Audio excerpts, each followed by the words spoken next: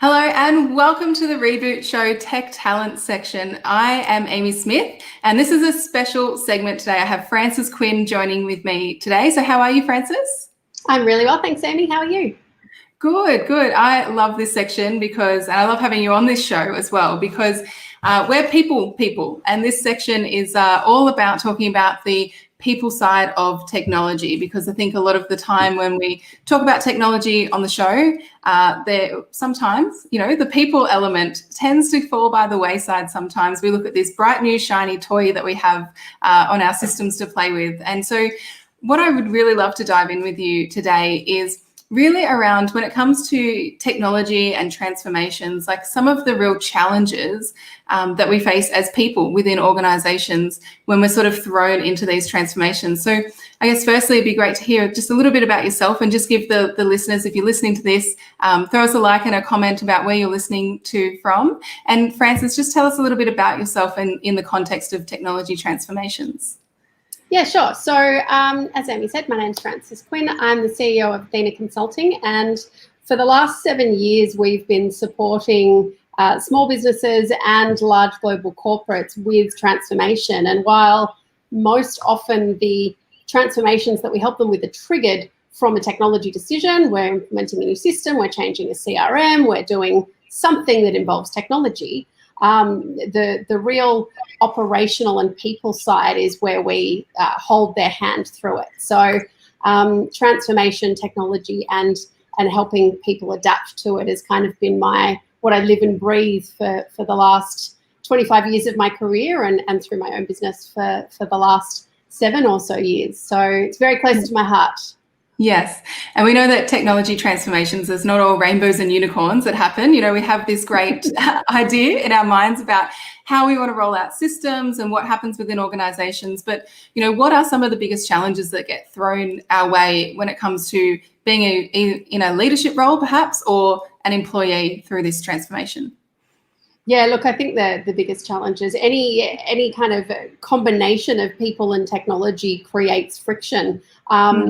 Because people are, people don't like change. We evolved to like comfort and safety and security, and we will do a lot to stay in the same space because it's trusted and we know it and we're comfortable there. So technology change brings that friction, and I think where people and employees feel it is through not being included in decision-making processes and not necessarily fully understanding all of the reasons why and all of the factors that sit behind the decisions that are made to do technology transformation.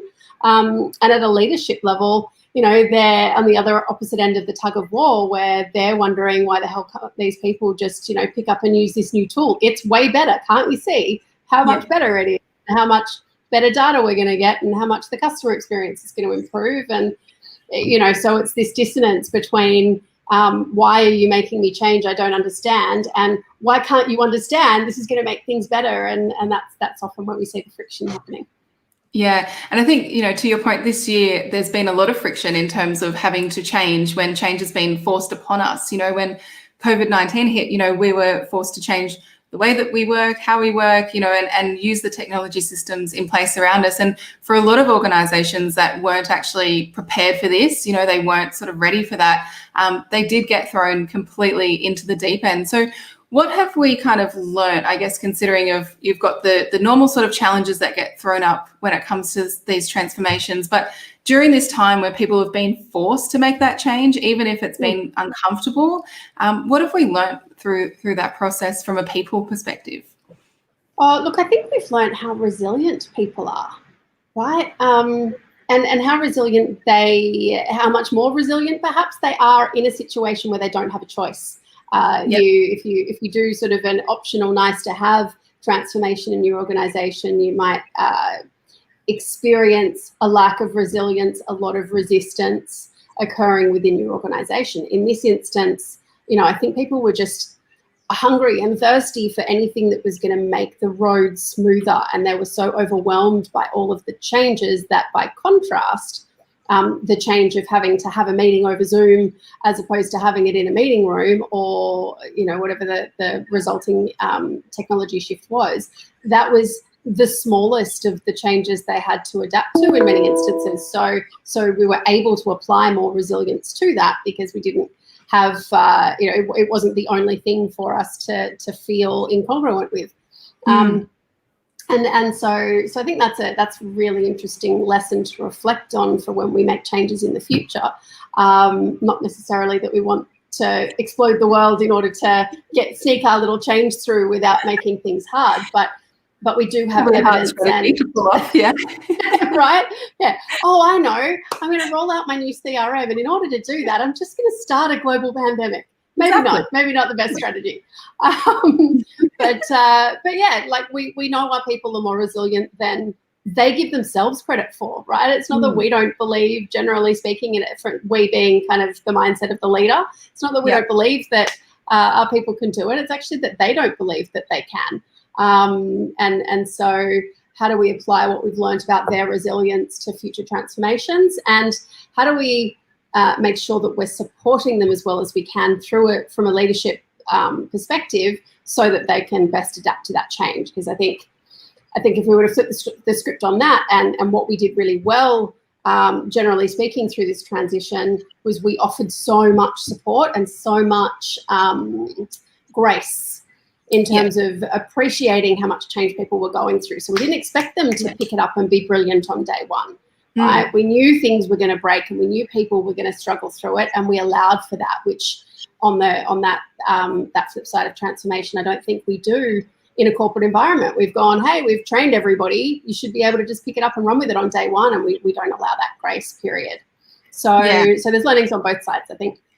Yeah, absolutely. I think that's a really good point in terms of the resilience is, sometimes organizations and leaders might see things in their people that they might not necessarily recognize in themselves in terms of the capability, right? So they have that foresight before they roll something out, and the people kind of have to catch up a little bit.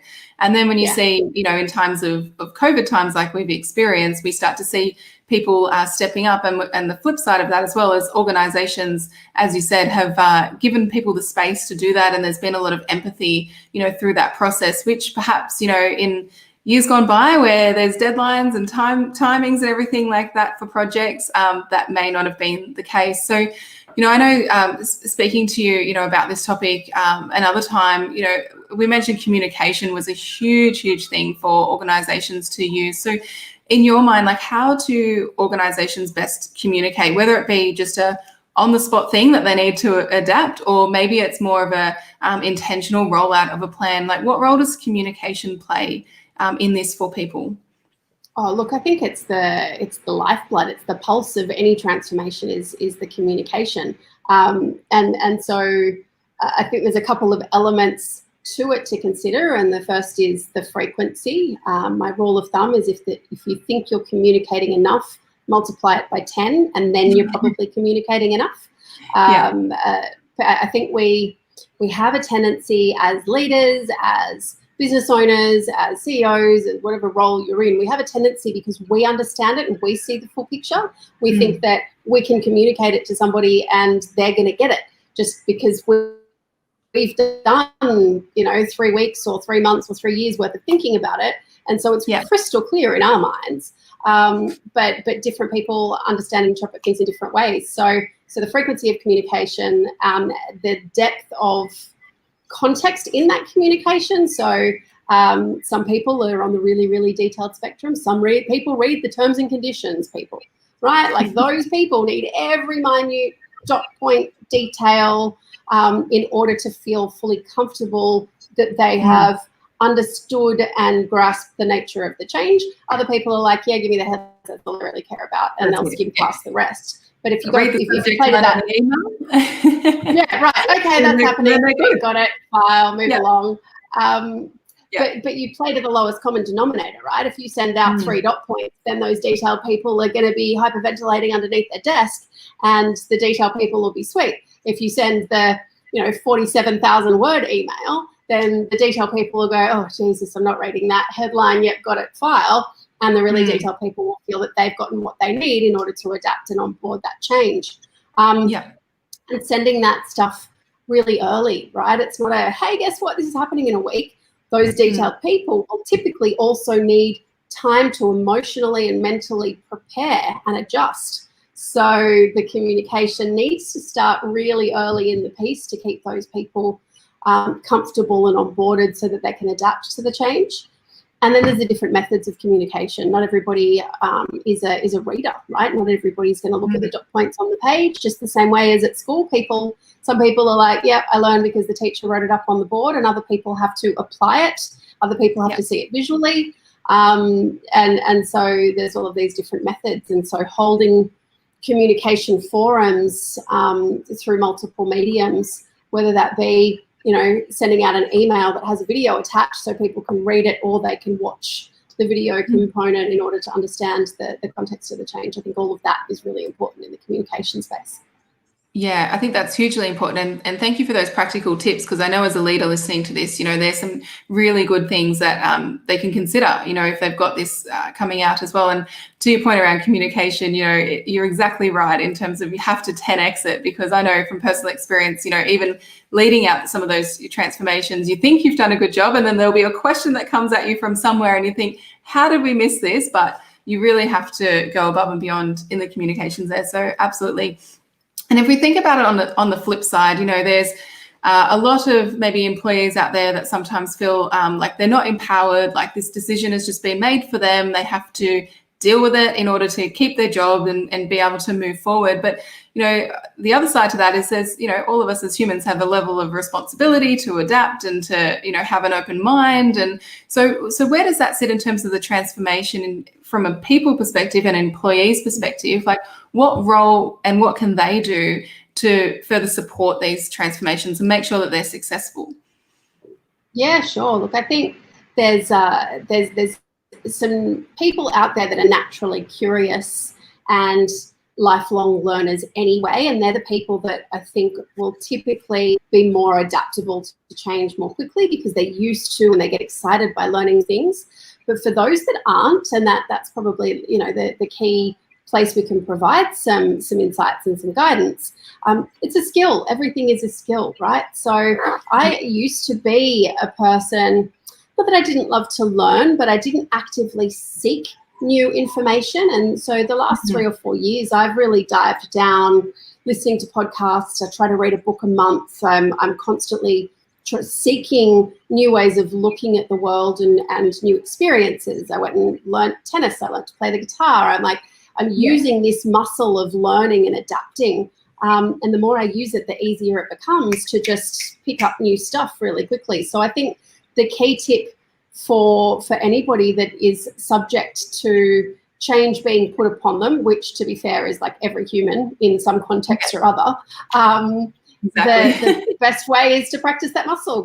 Just like you go to the gym or you practice anything that you want to get good at, practice learning, practice picking up new things and become self-sufficient in the context of fostering and embracing curiosity as a mindset and as a way of looking at the world. I think if you look at things like you're a 4-year-old and you ask all of the silly questions, then you're in a really, really good place.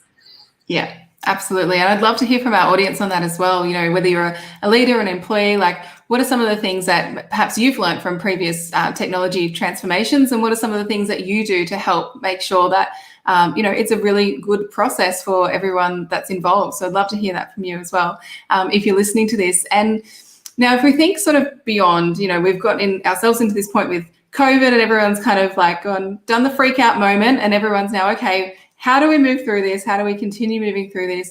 There's a lot of conversation out there around, changes to the workplace because of COVID and everything moving forward. And, technology plays a huge role in supporting people to work differently. So what are you seeing in terms of, from your perspective moving forward, how we can continue to really bridge this gap between knowing that we need to use technology in our workplaces and the advantages of that, but then also making sure we continue to bring these people along for the journey and for the ride? So what are you seeing, say, in sort of 2030 and beyond, in terms of what we need to be really mindful of from a people perspective?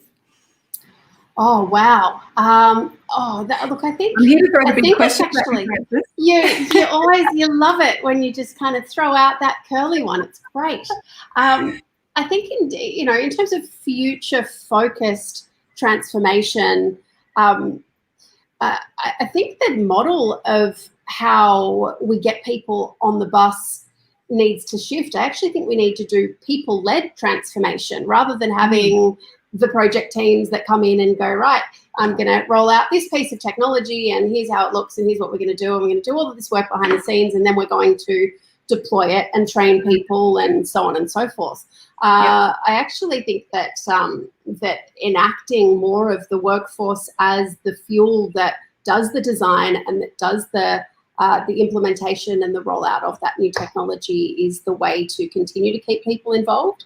I think we're probably going to have a lot more remote working and a lot more global workplaces, where we've collected our team across the globe. And I think by default, we're also going to have smaller in-house workforces and a much more gig economy freelancer style adaptation. And all of that is going to rely on technology in order to enable it and support it. And so we need to be crowdsourcing our ideas and our expertise and the insights that are needed to make that transformation successful. Yeah, I love that. Crowdsourcing the transformation and the ideas from the people from the outset is great because, like you said, it creates that ownership from the get-go. And I'm, from experience with a lot of technology transformations that fail, it's usually because the people haven't been able to get on board. Like you said, all the work happens behind the scenes, and then they get to a point where it just doesn't happen, and that's a shame because we need to move forward as a business to be able to transform with our people and technology.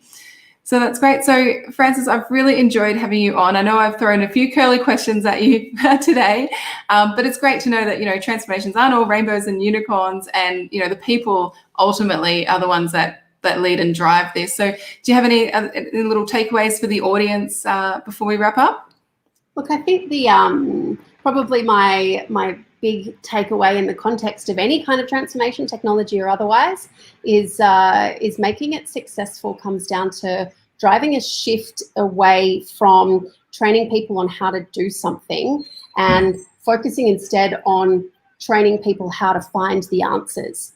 Because I don't think technology is going to slow down, right? The degree to which we change and the rapidity, is that even a word?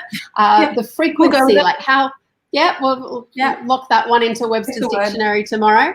How frequently and how drastically we change is only going to be amplified, right?